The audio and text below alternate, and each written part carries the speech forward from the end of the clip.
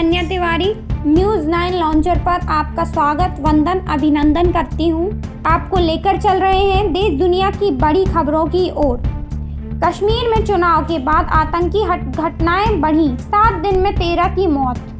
ना जल्दबाजी होगी कि जम्मू कश्मीर सक्रिय आतंकी की घाटी में शिफ्ट हो गए हैं। कश्मीर की घाटी में महीनों बाद ऐसा हुआ है कि 7 दिन में ही 4 आतंकी हमलों में 13 लोगों की जान गई है। 18 अक्टूबर को शोपियां में हुई आतंकी हमले में बिहार के मजदूर की मौत। 20 अक्टूबर को गांदरबल में 6 गैर स्थानीय व 1 स्थानीय डॉक्टर की मौत और 24 अक्टूबर को गुलमर्ग में सैन्य वाहन पर हमले में 3 जवान व 2 स्थानीय वोटर की जान गई। विधानसभा चुनावों के बाद ये हमले तेजी से बढ़े हैं। इसकी सभी बड़ी वजह है ये कि जम्मू कश्मीर में शांतिपूर्वक चुनाव होने से पाक सेना और खुफिया एजेंसी ISI बौखला गई हैं। अब पाक समर्थित ये आतंकी घाटी में अपनी मौजूदगी दिखाना चाहते हैं। वे संदेश देना चाहते हैं कि जम्मू कश्मीर चुनी हुई सरकार बनाकर भले लोकतंत्र पर परचम बुलंद कर दिए गए हैं, लेकिन हम अभी खत्म नहीं हुए हैं। 1989 में पाक लगातार घाटी में अशांति फैलाने की कोशिश कर रहा है, पर मंसूबों में कामयाब नहीं हो पाया है। नेशनल कॉन्फ्रेंस के नेता फारूक अब्दुल्ला ने कई मौकों पर पाकिस्तान की आलोचना की, लेकिन कश्मीर के लोगों ने उनकी पार्टी को समर्थन नहीं दिया, जो आतंकियों को रास नहीं आ रहा है। अब भी करीब 10% लोग अलगाववादी मानसिकता के हैं। आप देख एवं सुन रहे हैं न्यूज़ 9 लॉन्चर पर दिन भर की बड़ी खबरें।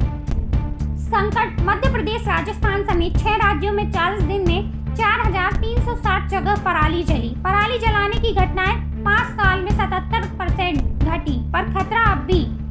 पंजाब, हरियाणा, मध्य प्रदेश, राजस्थान, दिल्ली व यूपी में 15 सितंबर से 24 अक्टूबर के बीच 40 दिन में पराली जलाने की कुल 4360 घटनाएं हुई हैं। डर है कि दिवाली के दौरान ये घटनाएं पीक पर होंगी, जिसमें दमघुटू वातावरण पैदा होगा, क्योंकि धान की कटाई 15 अक्टूबर के बाद तेज होती है। अश्वेत युवाओं में रोल मॉडल बनी ट्रंप, उनकी बेबाकी पसंद आ रही। न्यूयॉर्क से संवाददाता हरलेम अश्वेत इलाके में महिलाओं में राष्ट्रपति के रूप में कमला पहली पसंद। सुबह का वक्त है, मैं न्यूयॉर्क के ब्रुकलिन में हूँ। एक ओपन एयर कॉफी शॉप में दुनिया के सबसे पुराने लोकतंत्र में शुमार अमेरिका 5 नवंबर को राष्ट्रपति चुनेगा। मध्य प्रदेश हाई कोर्ट ने उक्त तीनों नेताओं द्वारा मानहानि प्रकरण को चुनौती देते हुए उसे निरस्त करने की मांग की थी। जस्टिस संजय द्विवेदी की एकल पीठ ने उस मांग को अस्वीकार करते हुए तीनों की याचिका निरस्त कर दी है। इस मामले में 21 सितंबर को सुनवाई पूरी होने के बाद हाई कोर्ट ने अपना फैसला सुरक्षित रख लिया है। आपको लेकर चल रहे हैं मध्य प्रदेश के आसपास की खबरों की खबर की ओर। मध्य प्रदेश के सबसे बड़े सरसी आइलैंड में विस्थापन के बाद 25 साल बाद भी मुआवजे के लिए चक्कर लगा रहे कई आदिवासी परिवार। समस्या बताने पर मुआवजा राशि की जगह मिल रहा आश्वासन का झुंझुना। मध्य प्रदेश सरकार सरसी आइलैंड के लोकार्पण की तैयारी में जुटी है। यहाँ अब तक हुए कार्य का जायजा लेने 7 सितंबर को deputy CM Rajendra Shukla Sarsi island पहुंचे। वहां भी स्थानीय ग्रामीणों ने उनसे मुलाकात की और मुआवजे दिलाए जाने की मांग रखी। बाणसागर के बैंक वाटर में 23 एकड़ द्वीप पर बने सरसी आइलैंड पर मध्य प्रदेश पर्यटन निगम MPT द्वारा रिजॉर्ट तैयार करवाया गया है, जिसके इसी माह लोकार्पण की तैयारी है। इस आइलैंड तक हेलीकॉप्टर या बोट से पहुंचा जा सकता है। राज्यपाल व मुख्यमंत्री के शिक्षकों को किया सम्मानित। खबर भोपाल से। भोपाल के प्रशासन अकादमी में मुख्यमंत्री डॉक्टर मोहन यादव और राज्यपाल मंगू भाई पटेल ने शुक्रवार को प्रदेश के 54 लाख स्टूडेंट्स की यूनिफॉर्म के लिए 324 करोड़ रुपए ट्रांसफर किए हैं। राज्यपाल और मुख्यमंत्री ने 14 शिक्षकों को राज्य स्तरीय शिक्षक सम्मान भी प्रदान किए। कार्यक्रम में शिक्षा स्कूल मंत्री Uday Pratap Singh, SCS UN consortia, लोक शिक्षण आयुक्त शिल्पा गुप्ता, स्कूल शिक्षा सचिव संजय गोयल भी मौजूद रहे। आपको लेकर चल रहे हैं हीरो व मंदिरों की नगरी पन्ना की ओर, जिसे हम मिनी वृंदावन के नाम से भी जानते हैं। पन्ना से बड़ी खबरों की ओर। शहर के मार्गों में जाम लगने से परेशानी, बड़ी समस्या। सड़क सुरक्षा समिति की बैठक में निभाई जाती है औपचारिकता। खबर पन्ना से। शहर के मार्गों का ट्रैफिक प्लान काफी पुराना हो चुका है। समय बदला और समय के साथ ट्रैफिक बढ़ता गया, परंतु इस लोड को देखते हुए शहर के ट्रैफिक प्लान अपग्रेड न होने से शहर में कई मार्गों व चौराहों में जाम की स्थिति आए दिन निर्मित हो रही है। शहर के बड़ा बाजार से श्री जुगल किशोर जी मंदिर मार्ग में साईं मंदिर के पास स्थित ATM के पास देखने को मिलती है, जहां पर अक्सर कम संख्या में वाहन आने पर अक्सर जाम की स्थिति निर्मित हो जाती है, जिसका कारण फुटपाथ पर दुकानें लगना व संक्रमण मार्ग होना है। सीमेंट फैक्ट्री में फिसलकर गिरे 2 मजदूर हुए घायल। अमानगंज समीपी ग्राम देवरा स्थित JK सीमेंट फैक्ट्री के अंदर चल रहे निर्माण कार्य के दौरान 2 मजदूरों के ऊपर फिसलकर गिरकर घायल होने से जानकारी सामने आई है। प्राप्त जानकारी के अनुसार सीमेंट फैक्ट्री के अंदर ठेकेदार के द्वारा निर्माण कार्य करवाया जा रहा था, तभी अचानक 3:30 बजे के लगभग रवि कुमार पिता सुखलाल नाथन पिता श्यामलाल प्रजापति अचानक बीम से फिसलकर गिरकर घायल हो गए। CM हेल्पलाइन पोर्टल पर संबल योजना की लंबित शिकायतों के निराकरण के लिए दिए निर्देश। आगामी 28 अक्टूबर को समाधान। ऑनलाइन कार्यक्रम में श्रम विभाग अंतर्गत चयनित मध्य प्रदेश असंगठित शहरी ग्रामीण कर्मकार कल्याण मंडल संबल योजना की शिकायतों का निराकरण के संबंध में समस्त जनपद पंचायत के मुख्य कार्यपालन अधिकारी एवं नगरीय निकायों के CMO को आवश्यक कार्यवाही के लिए निर्देशित किया गया है। घर गिराने पहुंचे बुलडोजर से भयभीत छात्रा हुई बेहोश, जिला अस्पताल में कराई गई भर्ती। एक के घर को गिराने के बाद रोक दी गई कार्यवाही। खबर पन्ना से। जिला प्रशासन इस समय सरकारी जमीन में अतिक्रमण को हटाने के लिए कार्रवाई को लेकर सक्रिय है और प्रशासन द्वारा की जा रही कार्यवाही के चलते पूरे जिले में भय का वातावरण बना है।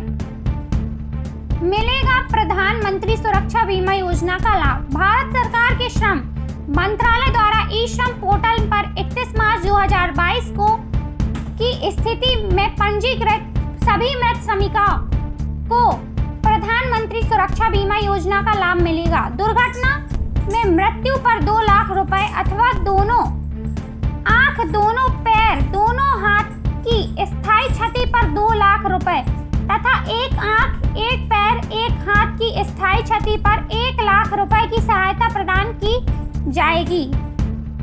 लेकर चल रही हूँ देश विदेश, राष्ट्रीय अंतर्राष्ट्रीय खबरों की खबर की ओर।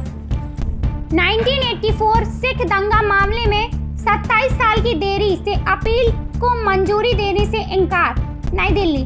दिल्ली हाई कोर्ट ने 1984 सिख विरोधी दंगों से जुड़े हत्या के मामले में 27 साल से अधिक की देरी बाद अपील दायर करने की इजाजत देने से इनकार कर दिया था। यूपी सरकारी अस्पताल में बच्चे की मौत, परिजन बोले डॉक्टर खेल रहे थे क्रिकेट।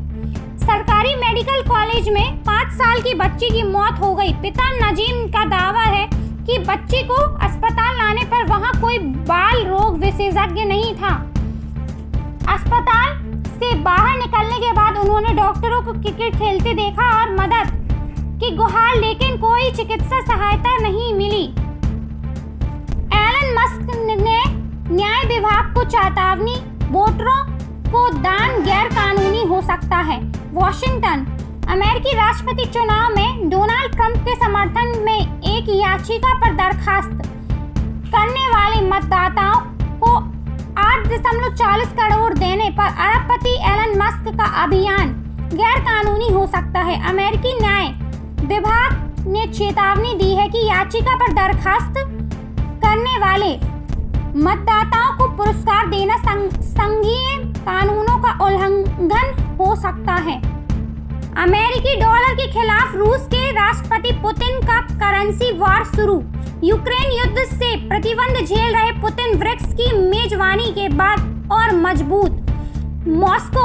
रूस यूक्रेन युद्ध के 2.5 साल होने के बावजूद रूस के राष्ट्रपति व्लादिमीर पुतिन पश्चिमी देशों के खिलाफ मोर्चा खोले हुए हैं। पश्चिमी देशों के प्रतिबंधों और इंटरनेशनल कोर्ट के द्वारा युद्ध अपराधी करार दिए जाने के बावजूद कजान में ब्रिक्स सम्मेलन कराकर पुतिन ने संदेश दिया है कि रूस अकेला नहीं पड़ा है। ब्रिक्स सम्मेलन में राष्ट्रपति पुतिन ने न सिर्फ दुनिया भर के 36 देशों के राष्ट्राध्यक्षों की मेजबानी की बल्कि अमेरिका डॉलर के खिलाफ करेंसी वॉर का ऐलान कर दिया है। महाराष्ट्र विधानसभा चुनाव 2024। शिवसेना बनाम शिवसेना का मुकाबला। मुंबई वर्ली सीट पर आदित्य ठाकरे को टक्कर दे सकते हैं मिलिंद देवड़ा। खबर मुंबई से। महाराष्ट्र के सीएम एकनाथ शिंदे की अगुवाई वाली शिवसेना अपने राज्यसभा सांसद मिलिंद देवड़ा को 20 नवंबर को होने वाले विधानसभा चुनाव में शिवसेना यूबीटी नेता और मौजूदा विधायक आदित्य ठाकरे के खिलाफ वर्ली से मैदान में उतरेंगे।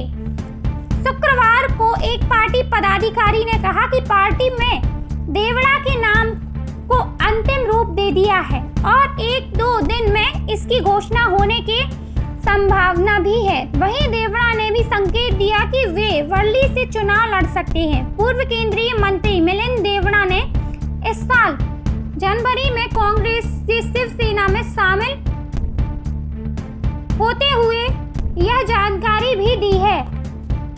कि मुख्य प्रमुख समाचार आप देख एवं सुन रहे थे न्यूज़ 9 लॉन्चर पर देश दुनिया की बड़ी खबरें। साथ ही हम अपने न्यूज़ चैनल पर संवाददाता की नियुक्ति कर रहे हैं, तो जो भी इच्छुक युवक युवतियां पत्रकारिता करने का जज्बा रखती हूँ वह हमारे एडिटर इन चीफ राजेश के तिवारी राज से संपर्क करें। साथ ही हमारे ज्वाइन बटन के माध्यम से हमारी सदस्यता लें। हमें सब्सक्राइब करें, लाइक करें, कमेंट्स करें। धन्यवाद।